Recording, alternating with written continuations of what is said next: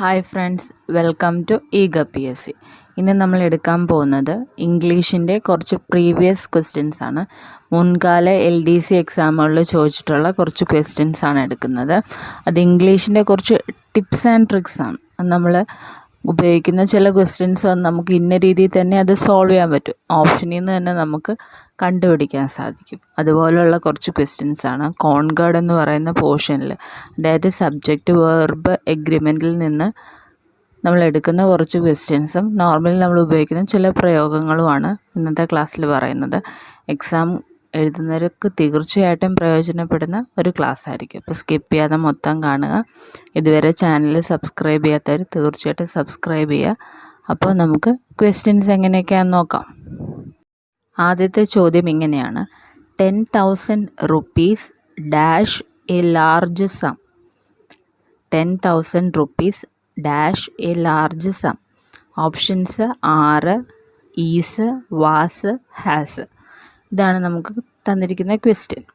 അപ്പം നമ്മൾ ഇതിനകത്ത് കോൺഗേർഡ് എന്ന് പറയുന്ന പോർഷനിൽ വരുന്നൊരു ക്വസ്റ്റ്യൻ ആണ്. സബ്ജക്റ്റിനനുസരിച്ച് ഏത് രീതിയിലുള്ള വെർബ് നമ്മൾ സെലക്ട് ചെയ്യണമെന്ന് നോക്കാം.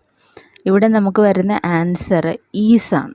അതിൻ്റെ കാരണം നമ്മൾ 10,000 rupees എന്ന് കണ്ടുകൊണ്ട് ഉടനെ 6 എടുത്തെഴുതരുത്, തെറ്റാണ്. കാരണം മണി, ഡിസ്റ്റൻസ്, ഹൈറ്റ്, വെയ്റ്റ്, ലിറ്റർ ഇങ്ങനെയുള്ള കാര്യങ്ങളോടൊപ്പം നമ്മളെപ്പോഴും സിംഗുലർ വെർബ് അല്ലെങ്കിൽ സിംഗുലർ ഓക്സിലറി വെർബ് മാത്രമേ ഉപയോഗിക്കത്തുള്ളൂ. അപ്പോൾ മണി, ഡിസ്റ്റൻസ്, ഹൈറ്റ്, വെയ്റ്റ്, ലിറ്റർ ഇതിൻ്റെ കൂടെ നമ്മളെപ്പോഴും സിംഗുലർ വെർബല്ലേ ഓക്സിലറി വെർബേ ഉപയോഗിക്കത്തുള്ളൂ. അത് ഓർത്തിരിക്കുക. 10,000 rupees എന്ന് കണ്ടുകൊണ്ട് 6 എഴുതരുത്. ഇവിടുത്തെ ആൻസർ ഏതാണ്? ഈസ് ആണ് കേട്ടോ.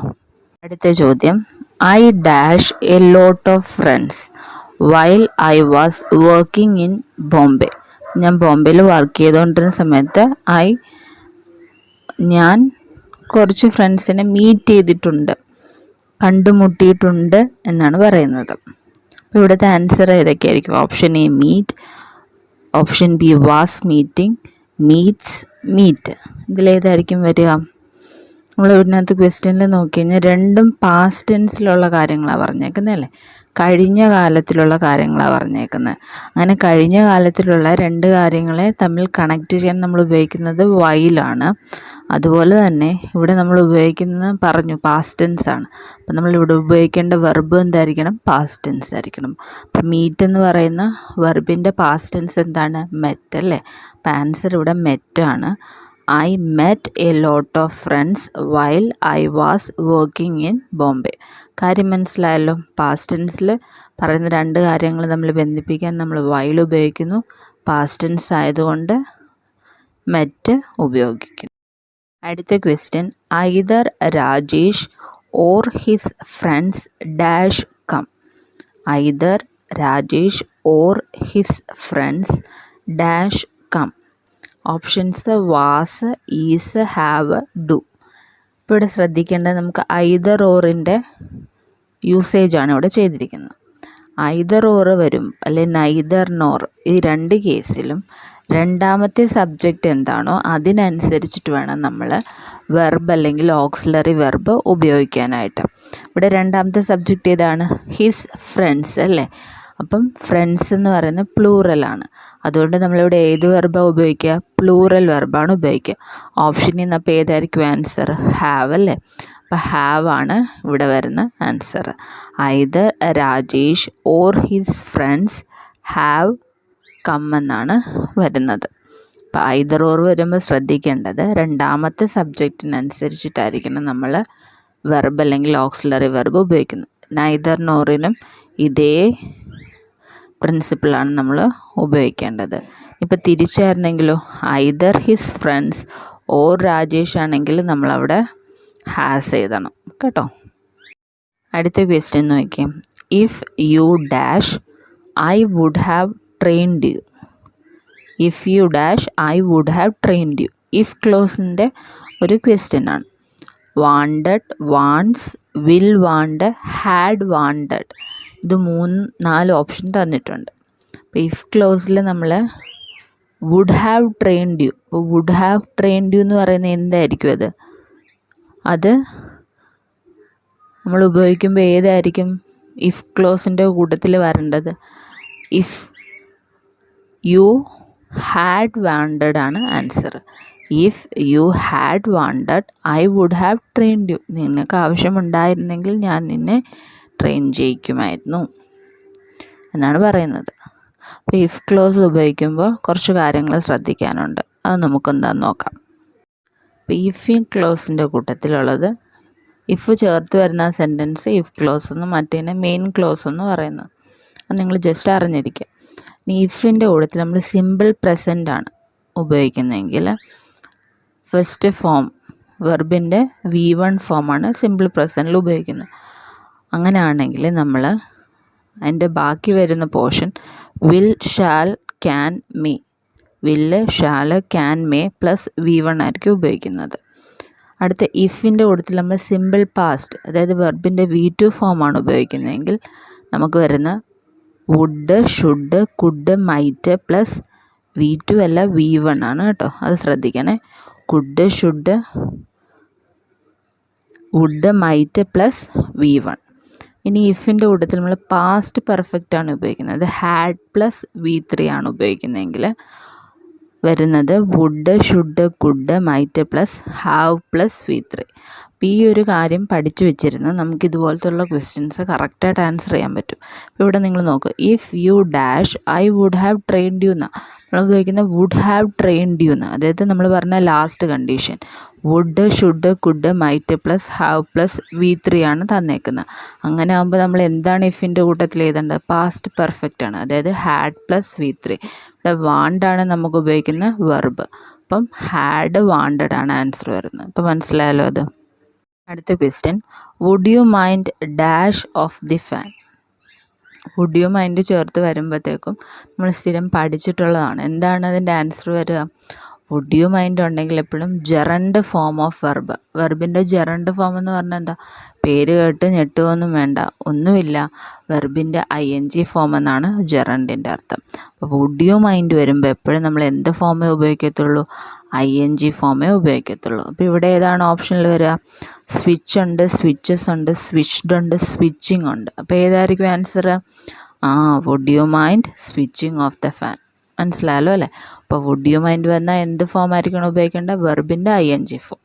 അത് ഓർത്തിരിക്കും. നമ്മൾ പറഞ്ഞത് വുഡ് യു മൈൻഡ് വന്നു കഴിഞ്ഞാൽ എന്താണ്? ING ഫോമാണ് ഉപയോഗിക്കേണ്ടത്. എന്നാൽ വുഡ് യു വന്നാലോ? വുഡ് യു വന്നാൽ എന്താ ഉപയോഗിക്കേണ്ടത്? അവിടെ V1 ആണ് ഉപയോഗിക്കേണ്ടത് കേട്ടോ. അത് ഓർത്തിരിക്കുക, തെറ്റിപ്പോരുത്. വുഡ് യു മൈൻഡ് വന്നാൽ ING form of the verb. Would you എന്നാണ് വരുന്നതെങ്കിൽ V1, അതായത് ബേസ് ഫോമാണ് നമ്മൾ ഉപയോഗിക്കേണ്ടത്. ഒരു എക്സാമ്പിൾ പറഞ്ഞേ, വുഡ് യു ഒബേ മീ. അങ്ങനെ പറയാം, നീ എന്നെ അനുസരിക്കുമോ എന്നാണ് ചോദിക്കുന്നത്. വുഡ് യു ഒബേ മീ, ഒബേയുടെ ഫസ്റ്റ് പാർട്ട് അല്ലെ ബേസിക് പാർട്ട് V1 ആണ് നമ്മളിവിടെ ഉപയോഗിച്ചിരിക്കുന്നത്. അടുത്ത ക്വസ്റ്റ്യൻ നോക്കാം. The train started after we dash for about an hour. ഇപ്പോൾ ഓപ്ഷൻ നോക്കാം. Had played, were playing, have been playing, had been playing. ഇതാണ് തന്നേക്കുന്നത്. അപ്പോൾ നമ്മളോട് പറഞ്ഞേക്കുന്നത് കളിക്കുക എന്നുള്ളൊരു വെർബാണ് അവിടെ ചെയ്തേക്കുന്നത്. ഞങ്ങൾ 1 മണിക്കൂറോളം കളിച്ചതിന് ശേഷമാണ് ട്രെയിൻ വന്നത് എന്നാണ് അതിന് അർത്ഥമാക്കുന്നത്. അല്ലെങ്കിൽ ട്രെയിൻ സ്റ്റാർട്ട് ചെയ്തത് എന്നാണ് അർത്ഥമാക്കുന്നത്. ഞങ്ങൾ 1 മണിക്കൂറത്തേക്ക് കളിച്ചതിന് ശേഷമാണ് ട്രെയിൻ സ്റ്റാർട്ട് ചെയ്തത്. ഇവിടെ ശ്രദ്ധിക്കേണ്ട കാര്യം, പാസ്റ്റിൽ നടന്ന 2 പ്രവൃത്തികൾ സൂചിപ്പിക്കുമ്പോൾ ആദ്യം പൂർത്തിയായത് പാസ്റ്റ് പെർഫെക്റ്റ് ടെൻസിലും രണ്ടാമത് നടന്നത് സിമ്പിൾ പാസ്റ്റിലും ആയിരിക്കണം. ആദ്യം നടന്നത് പാസ്റ്റ് പെർഫെക്റ്റ് ടെൻസ്, രണ്ടാമത് നടന്നത് സിമ്പിൾ പാസ്റ്റിൽ. അപ്പോൾ ഇവിടെ ആദ്യം ഏതായിരിക്കും നടന്നത്? അവർ കളിച്ചതല്ലേ ആദ്യം നടന്ന പ്രവൃത്തി, അതിന് ശേഷമാണ് ട്രെയിൻ സ്റ്റാർട്ട് ചെയ്തത്. അപ്പോൾ ഇവിടുത്തെ ആൻസർ എന്തായിരിക്കും? Had played. Past perfect tense ആണ് ആദ്യം നടന്നത്, അപ്പോൾ ഹാഡ് പ്ലേഡ് ആണ് ആൻസർ. രണ്ടാമത് നടന്നത് ട്രെയിൻ സ്റ്റാർട്ട് ചെയ്തതാണ്, അപ്പോൾ സ്റ്റാർട്ടഡ് സിമ്പിൾ പാസ്റ്റിലാണ്. അപ്പോൾ ഇങ്ങനത്തെ ക്വസ്റ്റ്യൻ വരുമ്പോൾ ഒന്ന് ശ്രദ്ധിച്ചേക്കണം. അടുത്ത ചോദ്യം, one of the men dash reach the top of the mountain. One of the men dash reach the top of the mountain. Options has, are, were, have. ഇത് 3-4 ഓപ്ഷന്. ഇവിടെ ശ്രദ്ധിക്കേണ്ടത് വൺ ഓഫിന് ശേഷം വരുന്ന സബ്ജക്റ്റ് നോക്കുക. വൺ ഓഫിന് ശേഷം വരുന്ന സബ്ജക്റ്റ് പ്ലൂറലും വെർബ് സിംഗുലറും ആയിരിക്കും. അപ്പോൾ വൺ ഓഫിന് ശേഷം നമ്മളെപ്പോഴും എന്താ ഉപയോഗിക്കുക, പ്ലൂറൽ സബ്ജക്റ്റ് ഉപയോഗിക്കത്തുള്ളൂ. പക്ഷേ ആ പ്ലൂറൽ ആൾക്കാരിൽ നിന്ന് ഒരാളെയാണ് പറയുന്നത് അല്ലേ. അപ്പം അതുകൊണ്ട് തന്നെ വെർബ് എന്തായിരിക്കും, സിംഗുലർ ആയിരിക്കും. വൺ ഓഫിന് ശേഷം വരുന്ന സബ്ജക്റ്റ് പ്ലൂറലും വെർബ് സിംഗുലറും ആയിരിക്കും. അങ്ങനെയാണെങ്കിൽ എന്താണ്, one of the men has reach the top of the mountain. ആ കൂട്ടത്തിൽ ഒരാൾ മലയുടെ മുകളിലെത്തി. അപ്പം one of the men has reach the top of the mountain. അടുത്ത question, dash we work hard we will not be successful. Dash we work hard we will not be successful. If, although, because, unless. ഇതിൽ ഏതായിരിക്കും വരിക? If we work hard we will not be successful എന്ന് പറയത്തില്ല. ഞാൻ ശ്രമിച്ചാൽ successful ആകും എന്നാണ് പറയുക. അപ്പോൾ ഇവിടെ നോട്ടാണ് വന്നേക്കുന്നത്. അപ്പോൾ ആ ഒരു കാര്യം നടക്കത്തില്ല. ഓൾദോ എന്ന് പറഞ്ഞാൽ എന്താ, എങ്കിലും അല്ലെങ്കിൽ എന്നിട്ടും എന്നുള്ള അർത്ഥമാണ് നമ്മൾ ഓൾദോ പറയുക. ബിക്കോസ് ഇവിടെ വരും. Because we work hard we will not be successful എന്ന് പറയത്തില്ല. പിന്നെ ഉള്ളത് അൺലെസ് ആണ്. Unless we work hard we will not be successful. അപ്പോൾ എന്താ പറയണേ, ഞാൻ കഷ്ടപ്പെട്ട് വർക്ക് ചെയ്തില്ലെങ്കിൽ ഒരിക്കലും സക്സസ്ഫുൾ ആകില്ല. അപ്പം ഈ അൺലെസ് എന്ന് പറയുന്നത് ഇല്ലെങ്കിൽ അല്ലെ അല്ലെങ്കിൽ എന്നുള്ള രീതിയിലാണ് അൺലെസ് പറയുക. നീ നന്നായിട്ട് പഠിച്ചില്ലെങ്കിൽ നീ സക്സസ്ഫുൾ ആകില്ല, അതാണ് പറയുന്നത്. അപ്പോൾ അൺലെസ് ആണ് ഇവിടെ വരുന്ന ആൻസർ. അപ്പം അൺലെസ് എന്ന് പറയുന്നത് എപ്പോഴും ഒരു സജഷനും വാർണിങ്ങും കൂടെയുള്ള ഒരു സെൻറ്റൻസ് കോമ്പിനേഷനാണ് അൺലെസ്സിന് വരിക. ഇപ്പോൾ നോക്കിയേ, അൺലെസ് വി വർക്ക് ഹാർഡ്, നീ നന്നായിട്ട് വർക്ക് ചെയ്യണം, അതൊരു സജഷനാണ്. പിന്നത്തെ ബാക്കിയുള്ളത് വാർണിംഗ് ആണ്. We will not be successful, work hard, നന്നായിട്ട് വർക്ക് ചെയ്യണം അല്ലെങ്കിൽ സക്സസ്ഫുൾ ആവില്ല, അത് വാർണിംഗ് ആണ്. ഇനി ഈ സജഷൻ എപ്പോഴും നമ്മൾ സിമ്പിൾ പ്രസൻറ്റ് ടെൻസിലും വാർണിങ്ങിൻ്റെ കൂട്ടത്തിൽ നമ്മളെപ്പോഴും വില്ല്, ക്യാന്, മേ പ്ലസ് V1 ആയിരിക്കും ഉപയോഗിക്കുന്നത്. ഈ ഒരു കാര്യം ഒന്ന് ഓർത്തിരിക്കുക. അൺലെസ് നമ്മളെപ്പോഴും അങ്ങനെ ആയിരിക്കും, ഒരു സജഷനും വാർണിങ്ങും കൂടാണ്. അതിൽ ഈ സജഷൻ പാർട്ട് എന്ന് പറയുന്നത് എപ്പോഴും സിമ്പിൾ പ്രസൻറ്റ് ടെൻസിലായിരിക്കും. വാർണിംഗ് പാർട്ട് എപ്പോഴും വില്ല്, ക്യാന്, മേ അല്ലെങ്കിൽ അങ്ങനത്തെ വാക്ക് ഓക്സിലറി വെർബ്സ് പ്ലസ് V1 ആയിരിക്കും ഉപയോഗിക്കുന്നത്.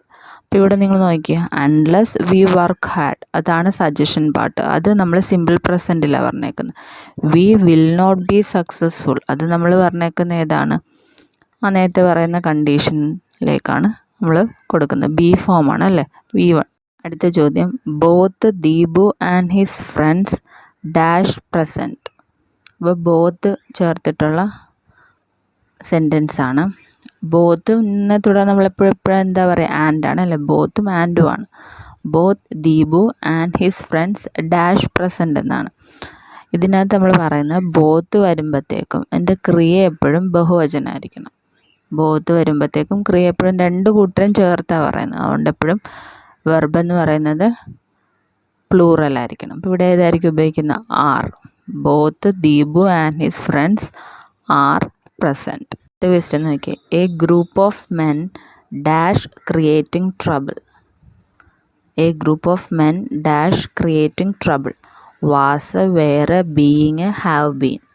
ഇവിടെ ശ്രദ്ധിക്കേണ്ടത് എ ഗ്രൂപ്പ് ഓഫ് ൻ്റെ കൂട്ടത്തിൽ അൺകൗണ്ടബിൾ നൗണാണ് വരുന്നതെങ്കിൽ നമ്മൾ സിംഗുലർ വെർബും, കൗണ്ടബിൾ നൗണാണ് വരുന്നതെങ്കിൽ പ്ലൂറൽ വെർബും. ഈ അൺകൗണ്ടബിൾ നൗൺ എന്ന് പറഞ്ഞാൽ എന്താ, നമുക്ക് എണ്ണി തിട്ടപ്പെടുത്താൻ പറ്റാത്ത നാമങ്ങൾ. ഇപ്പം നമുക്ക് ഷുഗർ, സോൾട്ട്, ഇതൊക്കെ എണ്ണി തിട്ടപ്പെടുത്താൻ പറ്റുമോ, അതൊക്കെ അൺകൗണ്ടബിളാണ്.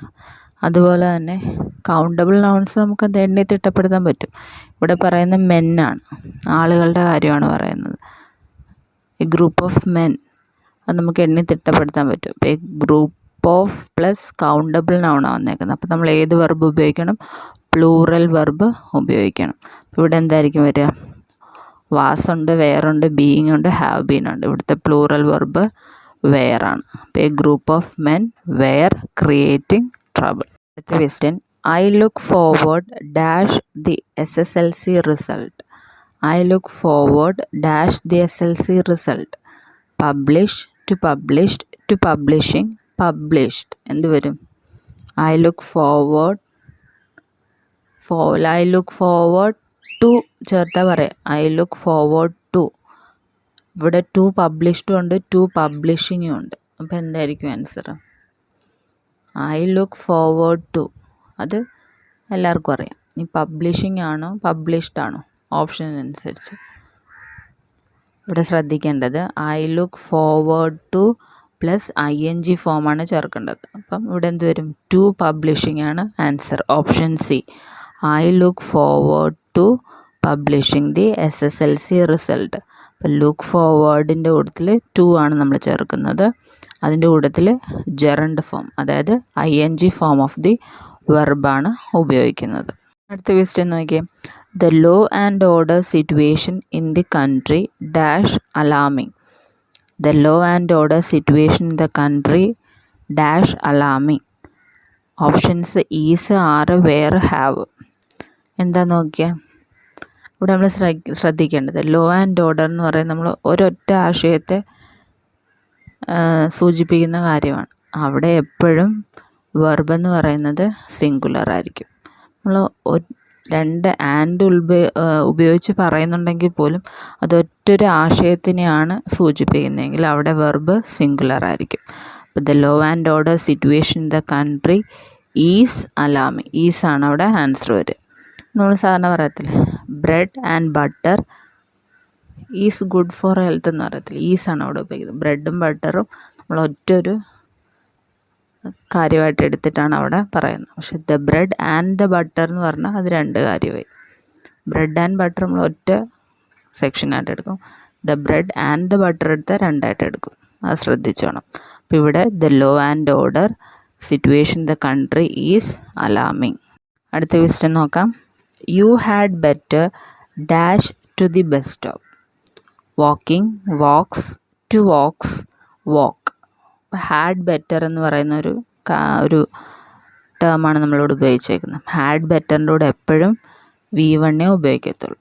അതിൽ ഹാഡ് ബെറ്റർ നോട്ട് ചേർത്തിട്ടുള്ളതാണെങ്കിലും V1 ഉപയോഗിക്കത്തുള്ളൂ. അപ്പോൾ you had better walk to the bus stop. അപ്പം ഹാഡ് ബെറ്ററോ ഹാഡ് ബെറ്റർ നോട്ടോ ഏത് വന്നാലും നമ്മൾ ഏത് വെർബേ യൂസ് ചെയ്യത്തുള്ളൂ? V1. വെർബിൻ്റെ ഫസ്റ്റ് ഫോം അല്ലെങ്കിൽ ബേസ് ഫോം മാത്രമേ നമ്മൾ ഉപയോഗിക്കത്തുള്ളൂ. അത് ശ്രദ്ധിച്ചോണം.